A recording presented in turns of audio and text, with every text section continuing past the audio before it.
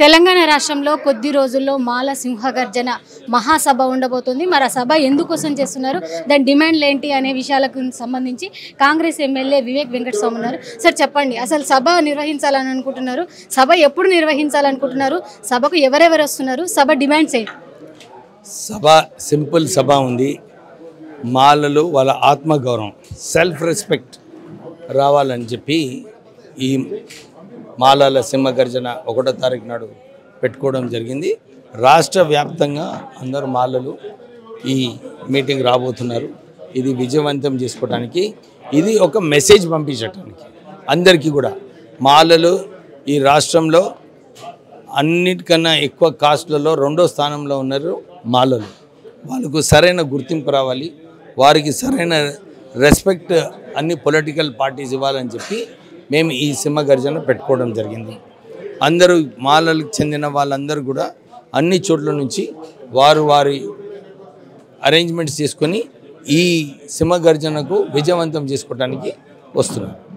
ఇప్పుడు సభ యొక్క ప్రధాన డిమాండ్స్ ఏంటి, అసలు ఏం కోరుకుంటున్నారు? ఈ సభ యొక్క డిమాండ్స్ మేము 1వ తారీఖు నాడు డిక్లరేషన్ చేయబోతున్నాము. అందరం చర్చించుతున్నాము. పాయింట్స్ అన్నీ కూడా తీసుకొని ఫస్ట్ నాడు మేము అక్కడ డిక్లేర్ చేస్తాం. మీరు కులగణన అన్నారు, కులగణనకు మీరు వ్యతిరేకమా?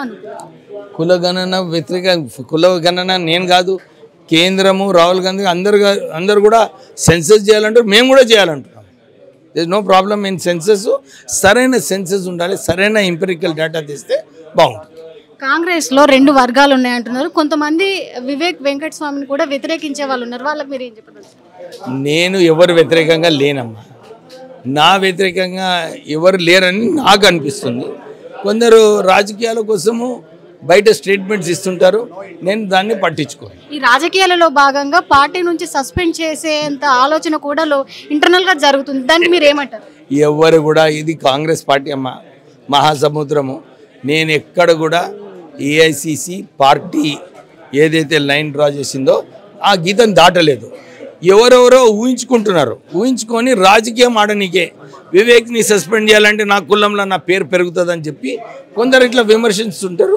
దాన్ని సీరియస్ తీసుకునేది అవసరం లేదు. రాష్ట్రంలో రైతు విజయోత్సవాలు చేస్తున్నారు, నిజంగా రైతులందరికీ న్యాయం జరిగిందంటారా తెలంగాణ రాష్ట్రంలో? డెఫినెట్లీ న్యాయం జరిగింది. రైతులకు ఏదైతే రుణమాఫీ చేయాలో 19,000 కోట్లు పెట్టి ఆల్రెడీ రాష్ట్ర ప్రభుత్వం రైతులకు ఇవ్వడం జరిగింది. అతి త్వరలోనే అనౌన్స్ చేసినారు. రైతు భరోసా కూడా ఫిబ్రవరి నుంచి ప్రారంభం చేయబోతున్నారు.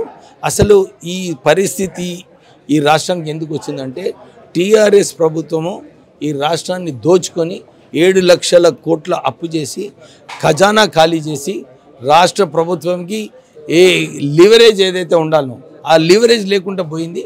అందు గురించి త్వరలోనే మళ్ళీ కూడా రేవంత్ రెడ్డి గారు అన్ని చోట్ల నుంచి నిధులు తీసుకొచ్చి హామీలన్నీ కూడా నెరవేర్చాలని చెప్పి ప్రయత్నం చేస్తారు. ఇది ఓవరాల్గా చూస్తే మాత్రం కులగణనకు నేను వ్యతిరేకం ఏం కాదు. ఎందుకంటే దేశ ప్రధానమంత్రి అయినటువంటి నరేంద్ర మోదీ, అదేవిధంగా రాహుల్ గాంధీ తీసుకున్నటువంటి నిర్ణయం కులగణన చేయాలని. ఎందుకంటే కులగణనతోటే అన్ని వర్గాల వరకు న్యాయం జరుగుతుందని చెప్పేసి వివేక్ వెంకటస్వామి అంటున్నారు.